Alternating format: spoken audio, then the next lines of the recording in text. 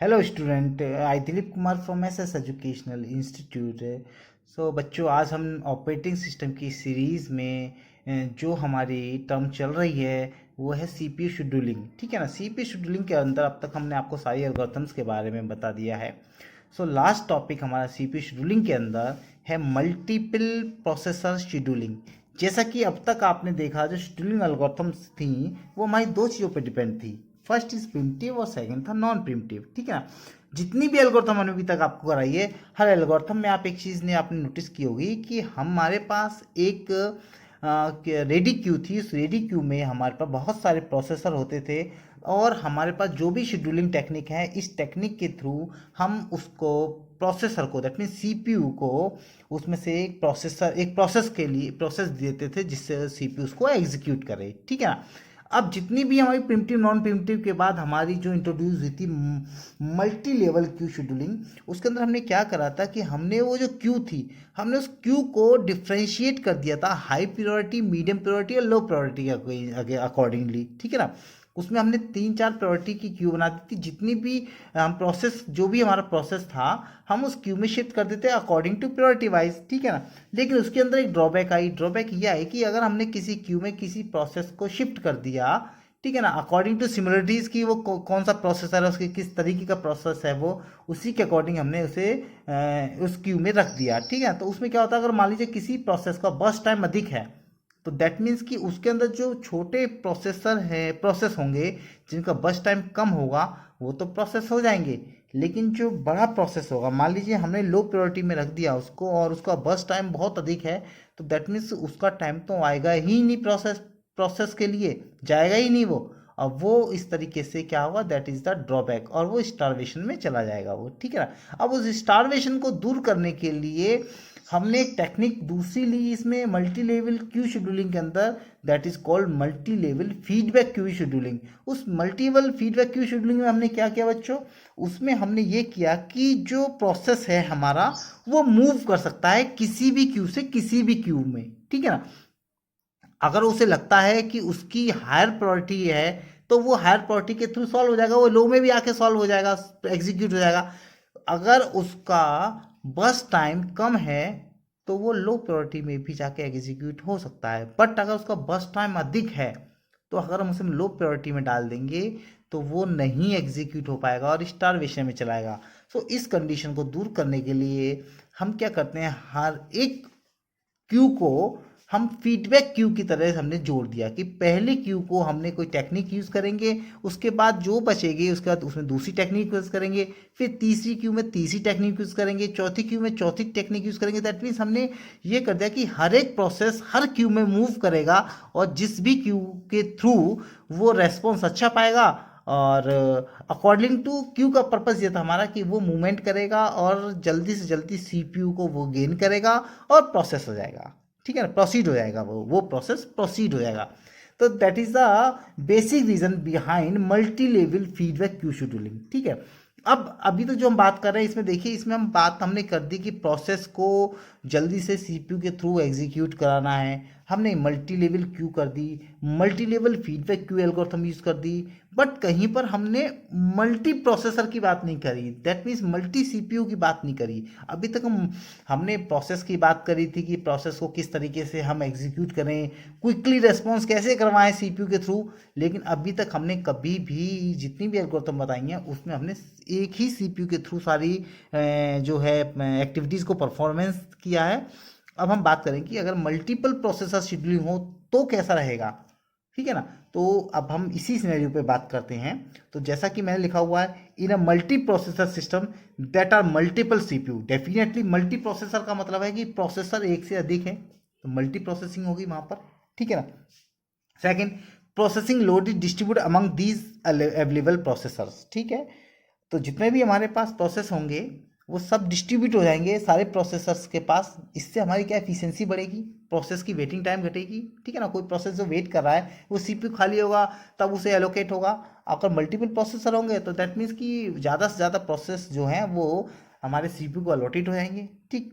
Third point, but A multiple process system scheduling in multiple available process है कुछ complex, थोड़ी सी tough होगी। ठीक है ना, क्योंकि डेफिनेटली कई सारे प्रोसेसर को एक साथ हैंडल करना किस तरीके से शेड्यूलिंग करें हम उसमें, किस तरह प्रोसेस को डिस्ट्रीब्यूट करें हम उसमें, that is a quick complex. ठीक, सो नाउ हम बात करते हैं कि मल्टी प्रोसेस शेड्यूलिंग में कौन सी टेक्निक यूज़ करें जिससे कि हमारी ये मल्टी प्रोसेसर सिस्टम में शेड्यूलिंग हो सके। ठीक है ना। Here we can see the two type of multi-process system. First is asymmetric multiprocessing and second is a symmetric multiprocessing.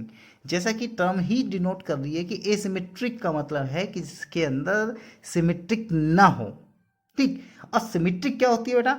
Symmetric का मतलब होता है कि वहाँ पर बहुत सारे प्रोसेसर हमारे क्या करते हैं, मेमोरी को शेयर करते हैं, एक साथ आपस में कम्युनिकेट करते हैं। ठीक है। एसिमेट्रिक मल्टी प्रोसेसिंग का मतलब है कि प्रोसेसर तो बहुत सारे होंगे बट किसी एक प्रोसेसर से वो सारे कनेक्ट होंगे। दैट मीन्स कि वो प्रोसेसर ही उनका मास्टर होगा और अदर सारे प्रोसेस जितने भी होंगे प्रोसेसर वो स्लेव की तरह वर्क करेंगे। जैसे हम क्लाइंट सर्वर की बात करते हैं, एक सर्वर होगा और सब क्लाइंट्स होंगे। ठीक है। जो सर्विस, जो फैसिलिटीज़ देगा, जो पावर देगा, जो प्रोसेस करने के लिए उसको जो प्रोसेस शेड्यूल करेगा वो सब करेंगे। दैट मीन्स मास्टर का रोल होगा इसके अंदर, स्लेव का रोल होगा एसिमेट्री के अंदर। ठीक है। अब प्रॉब्लम क्या है इसके अंदर? तो देखिए प्रॉब्लम जो हमने अभी दिखा रखी है इसमें क्या है, we have multi processor in the system and how scheduling algorithm schedule the process to multiple CPU. अब देखिए कि ये प्रॉब्लम ये है कि हमारे पास इतने सारे प्रोसेसर हैं, प्रोसेस रखे हुए हैं। ठीक है। सीपीयू 4 है। अब ये कैसे डिसाइड करें कि ये वाला प्रोसेस इस सीपीयू को जाए या ये वाला प्रोसेस सीपीयू को जाए या ये इस पे जाए, ये इस पे जाए? मेमोरी तो शेयर है, प्रोसेसर भी है, प्रोसेस भी है, लेकिन प्रॉब्लम यह है कि कौन सी शेड्यूलिंग किस तरीके से लगाई जाए कि प्रोसेसर हमारे जो है प्रोसेसर के लिए डिस्ट्रीब्यूट हो जाए। ठीक है। That is a big problem for multi processor system. So हमारे पास ये दो टेक्निक आई थी। First is a symmetric multi processing and second is a asymmetric, पहली, दूसरी सिमेट्रिक मल्टी प्रोसेसिंग। ठीक है। तो इन दोनों प्रोसेसिंग के बारे में डिस्कस करते हैं एक एक करके। ठीक है। इस प्रॉब्लम को सॉर्ट आउट करने के लिए। ओके, चलिए पहले नज़र घुमाते हैं हम एसिमेट्रिक मल्टी प्रोसेस शेड्यूलिंग के अंदर। तो इसके पॉइंट्स पर थोड़ा नज़र मार लेते हैं पहले। इन एसिमेट्रिक मल्टी प्रोसेसिंग, ठीक, बात करें एसिमेट्रिक मल्टी प्रोसेसिंग की, one processor is made the master processor. जैसा कि हमने आपको बताया कि वन प्रोसेसर को मास्टर प्रोसेसर बना दिया जाता है and handle all the scheduling policies, और सारी शेड्यूलिंग पॉलिसीज को ये मास्टर ही हैंडल करता है। इनपुट आउटपुट ऑपरेशन को हैंडल करता है, रिसोर्स एलोकेशन को हैंडल करता है, और अदर सिस्टम एक्शंस जो भी उसके साथ जो भी अलग से प्रोसेस सीपीयू जो लगे हुए हैं उनके एक्शंस को भी यही हैंडल करता है। ठीक है। Other process work like a slave, मैं जैसा बात किया था मास्टर स्लेव की, तो अदर प्रोसेसर्स जितने भी सीपीयू लगे हुए हैं वो एज ए स्लेव की काम करेंगे, और वो किसका वेट करेंगे? वो मास्टर के थ्रू जो रिक्वेस्ट आएगी उसका वेट करेंगे। वो केवल एग्जीक्यूट करेंगे कोड केवल। ठीक है ना। उनके पास पॉलिसीज नहीं है, इनपुट आउटपुट ऑपरेशंस भी नहीं है, रिसोर्सेज भी नहीं है उनके पास, वो केवल और केवल मास्टर पे डिपेंड है। ठीक है ना। That is the part of asymmetric multi processor scheduling. ठीक।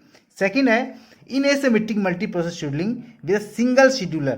दैट मीन्स कि जो हमारे पास प्रोसेसर जो भी होंगे ना उसमें एक प्रोसेसर को, उस शेड्यूलर का काम क्या होता है? प्रोसेस को सीपीयू तक पहुंचाने का काम शेड्यूलर का करता है। ठीक है ना। तो जो प्रोसेसर जितने भी प्रोसेस हैं उनको पहले वाला जो जिसे हम मास्टर बनाएंगे, जो मास्टर होगा उसी शेड्यूलर उसके पास तक लेके आएगा सारे प्रोसेस को। वो मास्टर डिसाइड करेगा कि मुझे उस प्रोसेस को किस सीपीयू को देना है। ठीक है।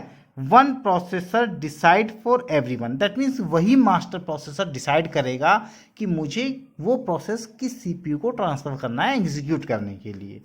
ठीक है। तो ये एसिमेट्रिक मल्टी प्रोसेसर शेड्यूलिंग के अंदर था। ठीक है ना। और आगे देखते हैं इसमें, जैसा कि मैंने आपको बताया, देखिए मेरे पास ये 4 प्रोसेसर हैं, P1, P2, P3, P4। ठीक। अब क्या हुआ, शेड्यूलर ने क्या किया, शेड्यूलर ने ये प्रोसेस यहाँ लाके CPU 4 को दे दिए। अब CPU 4 क्या बन गया हमारा? ये बन गया मास्टर। अब ये मास्टर डिसाइड करेगा कि मुझे ये प्रोसेस इन तीनों में से इसको देना है, किसको, इसको देना है या इसको देना है, किसको कौन सा प्रोसेस मुझे असाइन करवाना है, ये किसका काम है? ये इस मास्टर का काम है। ओके। तो शेड्यूलर ने तो यहाँ ला के दे दिया। अब शेड्यूलर यहाँ पे डिसाइड करवाएगा कि मास्टर किसको, वो शेड्यूलर यहाँ पे डिसाइड भी करवाएगा ना कि किसको कौन सा प्रोसेसर दिलवाना है मुझे। सीपीयू डिसाइड करेगा किस शेड्यूलर से, इस शेड्यूलर से, क्योंकि प्रोसेस, ये देखिए प्रोसेस को कौन लेके आता है, शेड्यूलर।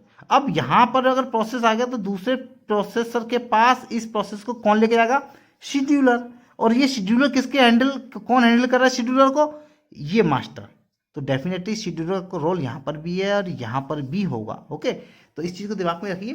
तो शेड्यूलर का ही काम है, here is a dedicated CPU to run the scheduler. ठीक है, डेडिकेटेड सीपीयू है जो शेड्यूलर को रन कर रहा है। This scheduler decide for everyone, ये डिसाइड करेगा एवरीवन के लिए definitely. It decide which process will execute on which CPU, ठीक वही बात बोल रहे थे हम। It decide which process will execute on which CPU पे कौन सा प्रोसेस एग्जीक्यूट होगा। ठीक है, अब इसके एडवांटेजेस क्या है हमारे सिमेट्रिक के, एसिमेट्रिक के सॉरी, इसके एडवांटेजेस क्या है। देखिए, simple to implement, definitely simple है, एक को मास्टर बना दिया सब सिलेबस बन जाए, कोई टफ नहीं है। शेड्यूलर हैज़ लोकल क्यू, ये शेड्यूलर जो होगा, ये वाला मास्टर जो हमारा ये लोकल क्यू रखेगा, उस लोकल क्यू में सारे प्रोसेस को स्टोर कर लेगा, है ना, और प्रोसेसर रेडी टू रन, वो रन के लिए रेडी हो जाएंगे। It would use the same mechanism, सब मैकेनिज्म यूज करेगा, कुछ तो डिसाइड करेगा कि कौन सा प्रोसेस किस प्रोसेसर के पास उसे भेजना है। ठीक है ना। डिसएडवांटेज क्या है इसका, सबसे बड़ा डिसएडवांटेज यही है कि परफॉर्मेंस डिग्रेड होती है। रीज़न इज़ दैट कि मान लीजिए नंबर ऑफ प्रोसेस बहुत सारे हैं, ये मेंटेन जो क्यू कर रहा है वो कितने प्रोसेस की मेंटेन क्यू कर रहा है वो डिपेंड करता है। मान लीजिए ऊपर से 100 आए, इस पर 50 की है, तो पहले 50 को एग्जीक्यूट करेगा तभी तो ऊपर वाले 50 को लेगा वो। Definitely that is a tough task. ठीक है ना, तो इससे परफॉर्मेंस भी डिक्रीज हो रही है। और जब तक कि ये इसको डिस्ट्रीब्यूट कर रहा है, मान लीजिए एक दूसरे को डिस्ट्रीब्यूट कर रहा है, इसने एग्जीक्यूट कर दिया तो उस वक्त ये सीपीयू खाली हो गया, और फिर उसने इसको किया उस वक्त ये खाली हो गया। तो इसका मतलब क्या है कि हाँ, इस सीपीयू का जो वेटिंग टाइम है वो शेड्यूलर क्या करेगा, वो वेटिंग टाइम बढ़ जाएगा उनका, वेट करेंगे वो सीपीयू, किसका वेट करेंगे कि मास्टर साहब कब भेजेंगे हमें और हम कब उस प्रोसेस को एग्जीक्यूट करेंगे। ठीक है ना, तो इससे परफॉर्मेंस डेफिनेटली, और हमारा पर्पस क्या होता है ऑपरेटिंग सिस्टम के अंदर कि सीपीयू को आइडल नहीं बैठने देना है। और यहाँ पर क्या हुआ डिसएडवांटेज का कि सीपीयू आइडल हो जाएंगे। ठीक है ना, जब प्रोसेस नहीं मिलेगा तो आइडल वर्क करेंगे, कुछ सेकंड, कुछ मिली सेकंड, कुछ नैनो सेकंड भी अगर आइडल हुए, that is the performance degrades होगी हमारी। ठीक है ना, तो ये इसका डिसएडवांटेजेस हुआ। ठीक है, सो नेक्स्ट शेड्यूलिंग तरफ मूव करते हैं। देखिए, सेकंड है हमारी सिमेट्रिक मल्टी प्रोसेसर शेड्यूलिंग। और जैसा कि हम बात कर रहे थे कि सिमेट्रिक के अंदर जो है हमारी वो पर्टिकुलरली मास्टर के अकॉर्डिंग वर्क नहीं है, हर एक उसमें जो सीपीयू वो खुद एक मास्टर है। ठीक है ना, in this scheduling each processor run a scheduler independently, okay, to select a process to execute, खुद सेलेक्ट करेगा कि उसे कौन सा प्रोसेस जो है एग्जीक्यूट करना है। ठीक, ऑल आर इंडिपेंडेंटली वर्क करेंगे।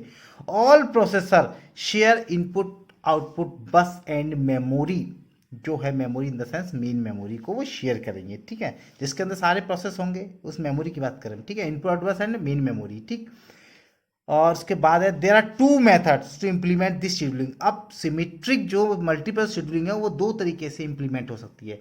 First is using global queue. ठीक है, ग्लोबल क्यू होगा जब सारे प्रोसेसेस होंगे एक साथ, सारे प्रोसेसेस होंगे उसके साथ, उसमें से अपने आप ही सीपीयू जो है वो सेलेक्ट करते रहेंगे और उसको एग्जीक्यूट करते रहेंगे।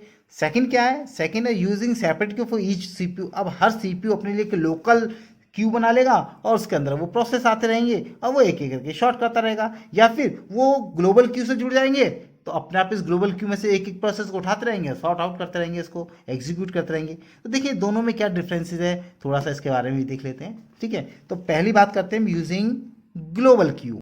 जैसा कि आप इस फिगर में देख पा रहे हैं कि एक ग्लोबल क्यू बना रखी है मैंने, रनेबल प्रोसेस, दैट मीन सारे प्रोसेस रेडी क्यू में है, रेडी है, तैयार है वो ग्लोबल क्यू के अंदर। CPU 1 भी एक्सेस करा है इस ग्लोबल क्यू को, CPU 2 भी करा है, CPU 3 भी करा है, CPU 4 भी करा है।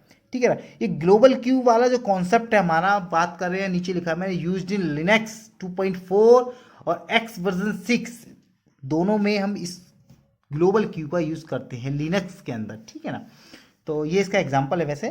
ठीक है, अब देखिए इसमें एडवांटेजेस क्या है। इसका एडवांटेज ये है कि good CPU utilisation, definitely CPU का यूटिलाइजेशन गुड होगा, फेयर टू ऑल प्रोसेस, और हर प्रोसेस के लिए फेयर है, कोई भी प्रोसेस के लिए नहीं कि भाई तुझे कोई यही प्रोसेस चाहिए या तेरे को छोटा वाला प्रोसेस चाहिए, ये तू बड़ा नहीं कर पाएगा, ये तू छोटा नहीं कर पाएगा। हर एक के पास इंडिपेंडेंटली सुविधा है, स्वतंत्र है, वो कोई सा भी प्रोसेस जो है वो ले सकते हैं। ठीक, उसके बाद ये तो इसको ये होगी फेयर टू ऑल प्रोसेस, मतलब हर एक प्रोसेस को इंडिपेंडेंटली वर्क करने के लिए छोड़ दिया गया है। फेयर है वो सब प्रोसेस के लिए, सारी जो मैकेनिज्म हमारी फ्री है वो फेयर है। ठीक है, इसमें कोई उनके साथ नाइंसाफी नहीं है। ठीक, और डिसएडवांटेजेस क्या है इसके साथ देखिए, नॉट स्केलेबल। नॉट स्केलेबल का मतलब क्या हुआ, जो इस डिसएडवांटेज है पहला, not scalable, contention for global Q. अब मान लीजिए कि ये नंबर ऑफ सीपीयू जो हमारे पास बहुत सारे हो गए, अब सारे की सारे इस ग्लोबल क्यू से ही प्रोसेस को रिट्राइव करेंगे, तो इस ग्लोबल क्यू पे क्या होगा, लोड बढ़ जाएगा, और जिससे कि ये रिस्पॉन्स नहीं दे पाएगा सारे प्रोसेसर को एक साथ। ठीक है, क्योंकि रन टाइम एक ही समय पे मान लीजिए सारे प्रोसेसर ने रिक्वेस्ट भेजी ग्लोबल क्यू पर, तो ये होगा क्या, इससे ये होगा कि जो इसकी परफॉर्मेंस है, जो ग्लोबल क्यू है, वो रेस्पॉन्स नहीं कर पाएगी सारे प्रोसेस को एक साथ। ठीक, तो कुछ ही प्रोसेसर को ये ग्लोबल क्यू प्रोसेस असाइन कर पाएगी। ठीक है, दैट इज द लिमिटेशंस है इसकी, ये हमारी ये कि नॉट स्केलेबल है ये। ठीक है, second, locking need in scheduler. Definitely scheduler का काम ही तो है ये कि यहाँ क्यू से लेके सीपीयू को प्रोसेस प्रोवाइड कराना। ठीक है, तो जैसे ही मान लीजिए ये वाला प्रोसेस जाएगा, ये प्रोसेस लेने के लिए, मतलब P1, P2, P3 and P4 मान लीजिए प्रोसेस है, इस CPU P4 को P4 प्रोसेस असाइन होगा, तो जैसे शेड्यूलर इसको ये असाइन करेगा उस वक्त लॉक कर देगा। लॉक का मतलब है कि ये कोई भी CPU जो है वो अंदर नहीं एंट्री कर पाएगा, केवल एक समय में जब इसको प्रोसेस असाइन होगा उस वक्त ये लॉक हो जाएगा, और जैसे इसको प्रोसेस असाइन हो जाएगा ये अनलॉक हो जाएगा, फिर दूसरा जाएगा, फिर लॉक हो जाएगा, फिर अनलॉक हो जाएगा। जब ये प्रोसेस ले लेगा यही प्रोसेसिंग चलती रहेगी। तो locking needed in schedule, locking की जरूरत पड़ेगी, तो इसका मतलब क्या है, नॉट ए गुड आइडिया। जहाँ पर लॉकिंग की जरूरत पड़ रही है ये आइडिया हमारा गुड नहीं है। Second, schedule need to highly efficient, जो शेड्यूल होगा वो हाईली एफिशिएंट होना चाहिए कि मुझे किस वक्त किसको लॉक करवाना है और किसको लॉक नहीं करवाना है। ठीक है ना, तो इसमें भी हमें मैकेनिज्म यूज करनी पड़ेगी, उस शेड्यूलर के लिए अलग से बनानी पड़ेगी कि वो हाईली एफिशिएंट होना चाहिए। ठीक, और third, processor affinity not easily achieved. That means कि मान लीजिए कोई यूजर ये चाहे कि मैं पहले अपना प्रोसेस जो है वो इस किसी सीपीयू को एग्जीक्यूट करवाने के लिए भेज दूं, तो ये एफिनिटी है, इसे बोलते हैं प्रोसेसर एफिनिटी, ये नॉट इजीली अचीव्ड, ये आसानी से अचीव नहीं होगी। ठीक है ना, क्योंकि जो हमारा प्रोसेस है वो ग्लोबल क्यू में आ जाएगा, और वो ग्लोबल क्यू में जो अब आएगा तो वो प्रोसेस सीपीयू जो है वो अपने आप ही इंडिपेंडेंटली असाइन करेगा कि मुझे कौन सा सीपीयू लेना। दैट मीन्स कि हमारी जो खुद के प्रोसेस की अगर हम चाहें कि इसकी प्रायोरिटी हाई हो जाए, तो इसमें प्रायोरिटी का कोई सवाल नहीं है, इसमें प्रायोरिटी का कोई जिक्र नहीं है, ये ऑटोमेटिकली अपने आप ही प्रोसेस को उठाएगा इंडिपेंडेंटली और उसको एग्जीक्यूट करेगा। ठीक है, ये डिसएडवांटेजेस हैं किसके, ग्लोबल क्यूज के। ठीक है, तो नेक्स्ट की बात करते हैं हम। तो सिमेट्रिक मल्टी प्रोसेस शेड्यूलिंग के अंदर जो सेकंड नंबर की जो हमारी शेड्यूलिंग है वो है symmetrical scheduling with separate Q for each CPU. जैसे कि हमने बात किया था कि पहले हमने ग्लोबल क्यू बना दी थी, अब क्या ग्लोबल क्यू न बना के हम क्या करेंगे, हम पर्टिकुलर हर एक सीपीयू की अपनी एक लोकल रेडी क्यू बनाएंगे और उसको हम प्रोसेस असाइन करवा देंगे जिससे कि वो इजीली इसको प्रोसीड कर सके। ठीक है ना, अब इसमें क्या है देखिए, each CPU execute process from its own local ready queue of processor. अगर रेडी क्यू अपनी बना लेगा उसमें प्रोसेस आ जाएंगे और सीपीयू उनको एक एक करके एग्जीक्यूट करता रहेगा। इट यूज स्टैटिक पार्टीशन, अब उसको क्या करने पड़ेंगे, स्टैटिक पार्टीशन करने पड़ेंगे इसमें। ठीक है ना, जिससे कि वो सीपीयू के अंदर वो प्रोसेस आ सके। ठीक है ना, और at the start of the execution of process either the user या OS decide in which CPU which execute the process will be placed on corresponding CPU queue. तो इसमें क्या करेगा, ये ओएस या यूजर जो है ये डिसाइड कर देगा कि हमें किस प्रोसेस के अंदर किस तरीके के प्रोसेसेस को हमने रखना है, किस सीपीयू के अंदर हमें किस तरीके के प्रोसेसर को हमें रखना है। ठीक है ना, वो डिसाइड कर लेंगे कि इस सीपीयू के अंदर इस तरीके के प्रोसेस आएंगे, इस सेकंड नंबर के सीपीयू के अंदर इस तरीके के प्रोसेस आएंगे, थर्ड नंबर के अंदर इस तरीके के प्रोसेस आएंगे, और फोर्थ नंबर के अंदर सीपीयू में ये वाले प्रोसेस एग्जीक्यूट होंगे। ठीक है ना, इस तरह डिसाइड हो जाएंगे। लेकिन इसमें भी एक प्रॉब्लम है। ठीक है ना, तो पहले एडवांटेज और डिसएडवांटेज भी देख लेते हैं इसके। तो देखिए, इसका एडवांटेज क्या है? इजी टू इम्प्लीमेंट, डेफिनेटली हर एक की अपनी एक लोकल क्यू बन जाएगी, इम्प्लीमेंट इजी है। नो लॉकिंग मैकेनिज्म रिक्वायर्ड, कोई लॉकिंग मैकेनिज्म की भी जरूरत नहीं है इसमें हमें। स्केलेबल भी है, बिल्कुल ठीक है जी, स्केलेबल भी है, ठीक है ना। और बस डिसएडवांटेज क्या है? Load imbalance. डेफिनेटली अगर जब आप प्रोसेस के लाएंगे तो जरूरी नहीं है कि सेम टाइप के ही आपके सारे प्रोसेस हों, डिफरेंट डिफरेंट तरीके के भी प्रोसेस हो सकते हैं, ठीक है। तो मान लीजिए एक क्यू को बता दिया कि इस तरीके के प्रोसेस को तुझे हैंडल करना है भाई, तो उसी तरीके के प्रोसेस आते गए तो सारा का सारा लोड किस पे पहुंच गया? एक सीपीयू पे, और सारे अलग सीपीयू क्या पे आइडल बैठे रहेंगे, उन पे लोड ही नहीं है। उन लोड को डिस्ट्रीब्यूट कैसे किया जाए, उनके अंदर वो फीचर ऐड होना चाहिए ना, कि मान लीजिए अगर लोड ज़्यादा आ जाए तो वो क्या दूसरे दूसरे सीपीयू पे शिफ्ट हो जाए वो, ठीक है ना। तो ये लोड इनबैलेंस की जो प्रॉब्लम है, that is a big disadvantage of this algorithm, that is a user separate Q for each CPU, ठीक है ना। तो ये हमारे जो है डिसएडवांटेज रहा, और इसको दूर करने के लिए हमने फिर एक और एल्गोरिथम यूज इन्वेंट की, that is called the hybrid approach. Hybrid जैसा कि आप नाम से जानते हैं, हाइब्रिड के अंदर क्या मल्टीपल, हम उसके अंदर प्रोसेस सीपीयू उसको यूज करेंगे, डिफरेंट डिफरेंट टेक्निक्स को हम जोड़ देंगे, that is called the hybrid approaches, ठीक है ना। देखिए इस हाइब्रिड अप्रोच में हमने क्या करा है, इसमें ग्लोबल क्यू भी है और लोकल क्यू भी है, ठीक। अब ये ग्लोबल और लोकल क्यू का फायदा क्या हुआ? देखिए ग्लोबल से पर्टिकुलरली हमारे किसी भी सिस्टम के पास जा सकती है, ठीक है ना। और ये लोकल क्यू में हमने क्या करा है कि ग्लोबल से जैसे क्या उसको दिखी कि वहाँ पर जगह खाली तो वहाँ पर डाल देगा वो। और यहाँ पर सेकंड इसमें हाइब्रिड में क्या करा, जैसे सीपीयू इतना एडवांस कर दिए हमने कि अगर मान लीजिए उस पर लोड ज़्यादा दिखता है किसी पे, दूसरे के पास लोड कम है, तो उसको हम लोड को डिस्ट्रीब्यूट भी कर सकते हैं, ठीक है। It was both global local queue, ठीक, definitely local queue are associated with each CPU, local queue are associated with each CPU के साथ लोकल क्यू जुड़ी हुई है, बिल्कुल है। Global queue share among CPU, global queue जो है वो सारे सीपीयू के साथ जुड़ी है, ठीक है।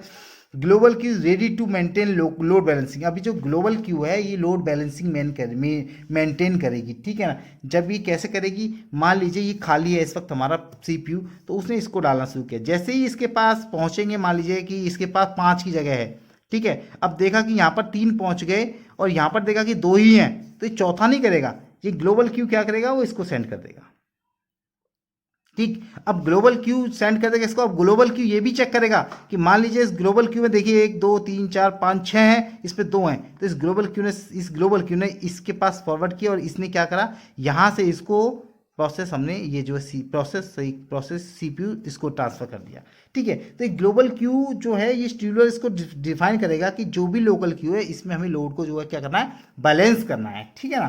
तो ये किसका काम है, ग्लोबल क्यू का काम है, ठीक है। उसके बाद लाइनेक्स यूज इन लाइनेक्स 2.6, ये वाली जो हाइब्रिड अप्रोच है ये भी लिनक्स 2.6 में यूज होती है, ठीक है ना। And next locality achieved by processor affinity with respect to local queue, तो लोकलिटी अचीव्ड होती है इसके अंदर कि हम लोकली भी हम एक दूसरे को ट्रांसफर कर पा रहे हैं इसके अंदर। हाइब्रिड अप्रोचेस के अंदर अगर लोड ज़्यादा हो रहा है तो दूसरे सीपीयू को भी हम इसमें असाइन करने की परमिशन रखते हैं, that is a hybrid approaches, ठीक है ना। तो इस तरीके से हमने ये जो मल्टी प्रोसेसर की जो प्रॉब्लम्स थी, सिमेट्रिक थी, असिमेट्रिक को दूर करने के लिए सिमेट्रिक लेके आए। इस सिमेट्रिक के अंदर हमारे पास ग्लोबल क्यू आई, ग्लोबल क्यू को दूर करने के लिए हम सेपरेट क्यू लेके आए। अब दोनों में थोड़ी थोड़ी प्रॉब्लम को दूर करने के बाद हम हाइब्रिड अप्रोचेस लेके आए, ठीक है ना, जिसके थ्रू हमने फिर क्या किया कि हम एक इफेक्टिव मल्टी प्रोसेसर शेड्यूलिंग को तैयार कर पाए, जो कि मैं बता रहा हूँ आपको कि लिनक्स जो ऑपरेटिंग सिस्टम है वहाँ पर हम इसको यूज़ करते हैं। आई होप आप लोगों की समझ में मल्टी प्रोसेसर शेड्यूलिंग अच्छी तरह से आ गई होगी, ठीक है ना। 2 तरीके की शेड्यूलिंग थी ये, एसिमेट्रिक मल्टी प्रोसेसिंग और सिमेट्रिक मल्टी प्रोसेसिंग, ठीक है ना। और इन दोनों ही कंडीशनों में हमने दोनों की ड्रॉबैक्स को इम्प्लीमेंट करने के लिए एक थर्ड शेड्यूलिंग अप्रोच तैयार करी, that is called the hybrid approaches, ठीक है ना। So thank you. इस तरीके से हमारा ये सीपीयू शेड्यूलिंग का जो चैप्टर है वो ख़त्म हुआ। उसके बाद हम प्रोसेस सिंक्रोनाइजेशन की बात करेंगे नेक्स्ट टॉपिक में। Thank you.